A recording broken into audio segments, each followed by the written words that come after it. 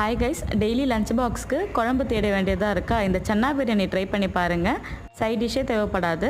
குக்கரில் ஒரு குழிக்கரண்டி எண்ணெய் ஊற்றிட்டு பட்டை வகைகள் எல்லாம் சேர்த்துட்டு 2 பச்சை மிளகா 2 பெரிய வெங்காயம் சேர்த்து நல்லா 5 நிமிஷத்துக்கு வதக்கிக்கோங்க. தேவைக்கேற்ப உப்பு சேர்த்துக்கோங்க.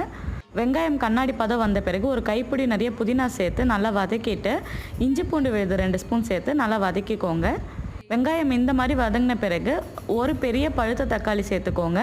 தக்காளி நல்லா குழைய வெந்த பிறகு 1 spoon red chilli powder, garam masala சேர்த்துட்டு 4 ஸ்பூன் அளவுக்கு தயிர் சேர்த்து நல்லா வதக்கிக்கோங்க. ஒயிட் சன்னாவை ஆல்ரெடி பாயில் பண்ணி எடுத்து வச்சுருந்தேன். அந்த சன்னாவை இப்போ சேர்த்து நல்லா கலந்துட்டு 1 கப் அளவுக்கு பாஸ்மதி அரிசி எடுத்திருக்கேன். அதுக்கு 1.25 டம்ளர் தண்ணி ஊற்றிட்டு ஒரு எலுமிச்சப்பழ சாறு ஊற்றிக்கோங்க. அரை மணி நேரம் சோக் பண்ணி வச்சுருக்க பாஸ்மதி அரிசியை சேர்த்துட்டு கொதி வந்த பிறகு உப்பு செக் பண்ணிவிட்டு புதினா இலை தூவி 2 விசிலுக்கு மீடியம் ஃப்ளேமில் விட்டு எடுத்திங்கன்னா சுட சுட chana biryani ready. Bye guys.